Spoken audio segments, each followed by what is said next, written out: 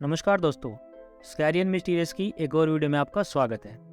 आज की कहानी एक गांव के डॉक्टर की है, जिसके साथ कुछ ऐसा हुआ कि उसके बाद डॉक्टर को कई दिन तक तेज़ बुखार रहा। उम्मीद है आपको ये कहानी पसंद आएगी।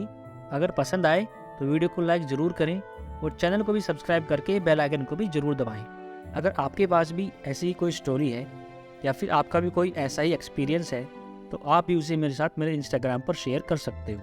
इंस्टाग्राम का लिंक आपको डिस्क्रिप्शन में मिल जाएगा। तो चलिए कहानी शुरू करते हैं। ये कहानी एक छोटे से गांव मेलापुर की है। पहले समय में गांव की तरफ इलेक्ट्रिसिटी की सुविधा बहुत कम ही हुआ करती थी और ज़्यादातर लोग लालटेन या दिया सलाई का ही इस्तेमाल करते थे। ये गांव भी कुछ ऐसा ही था और इसी गांव में एक डॉक्टर थे आलोक नाम के, जो बहुत भले और दयालु किस्म के इंसान थे। सारा गाँव डॉक्टर साहब से बहुत खुश था और उनकी बहुत प्रशंसा भी करता था। एक दिन डॉक्टर साहब के पास मरीजों की संख्या ज़्यादा होने की वजह से उनको मरीजों को देखते देखते रात हो गई।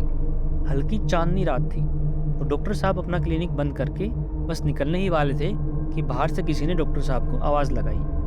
डॉक्टर ने बाहर देखा तो एक औरत खड़ी थी। चांद की हल्की रोशनी में कुछ ज़्यादा साफ तो नहीं दिख रहा था, लेकिन डॉक्टर साहब को इतना समझ में आ रहा था कि ये गाँव की एक औरत है जिसने घूंघट किया हुआ है। डॉक्टर के पूछने पर उस औरत ने कहा कि उसकी बहन की तबीयत बहुत ज़्यादा खराब है और उसके पेट में भी बहुत ज़ोर से दर्द हो रहा है। आप प्लीज़ जल्दी चलिए, इमरजेंसी है। जैसा मैंने पहले बताया कि डॉक्टर साहब एक भले और दयालु इंसान थे, तो उन्होंने बिना कुछ सोचे समझे अपना बैग उठाया और उस औरत के साथ चल दिए। वो औरत आगे आगे और डॉक्टर साहब उसके पीछे पीछे चले जा रहे थे। डॉक्टर साहब लगभग गाँव से बाहर ही निकलने वाले थे कि तभी सामने से एक लाइट उनके चेहरे पर पड़ी। लाइट की वजह से डॉक्टर साहब वहीं रुक गए और धीरे धीरे वो लाइट डॉक्टर साहब के नज़दीक आती गई। पास आने पर पता चला ये तो गांव के ही दो आदमी शंभू और पूरन थे, जिनके हाथों में टॉर्च लाइट थी। वो अपने खेतों में पानी लगाकर वापस लौट रहे थे। उन दोनों ने डॉक्टर साहब से पूछा कि आप अंधेरे में इस रास्ते से कहाँ जा रहे हो और आपके पास कोई लाइट भी नहीं है। डॉक्टर ने उनको सारी बातें बताई और कहा कि मैं उस औरत के साथ जा रहा हूँ, इमरजेंसी है, आपसे बाद में बात करता हूँ। तो शंभू ने डॉक्टर का हाथ पकड़कर रोका और पूछा, कौन सी औरत? डॉक्टर ने कहा, वही जो सामने जा रही है। शंभू ने टॉर्च उस तरफ की तो वहां तो कोई भी नहीं था। जितनी दूर तक टॉर्च की रोशनी जा रही थी वहां तक तो कोई भी दिखाई नहीं दे रहा था। तो शंभू ने पूछा, कौन सी औरत? कहाँ है औरत? यहाँ तो कोई औरत नहीं है। डॉक्टर को यकीन नहीं हुआ तो शंभू के हाथ से टॉर्च लेकर डॉक्टर ने आगे जाके चारों तरफ टॉर्च को घुमाया, लेकिन कोई भी दिखाई नहीं दिया।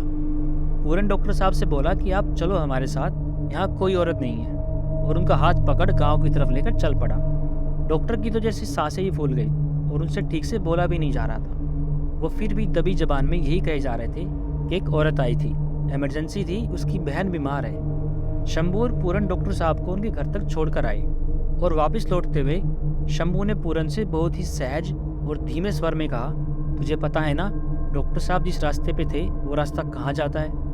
और जिस औरत के बारे में डॉक्टर साहब बात कर रहे हैं वो औरत कौन थी?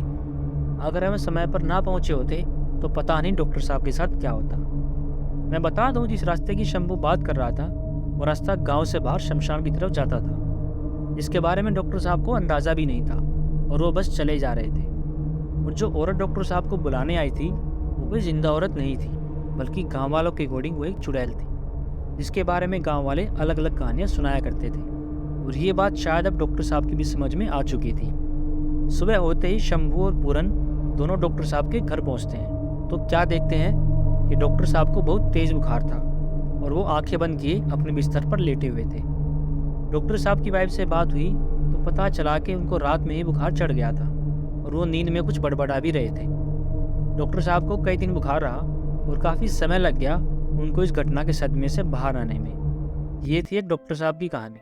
आपको ये कहानी कैसी लगी कमेंट करके ज़रूर बताना, और मैं मिलता हूँ आपसे एक और ऐसी इंटरेस्टिंग वीडियो के साथ। ये वीडियो देखने के लिए आपका बहुत बहुत धन्यवाद।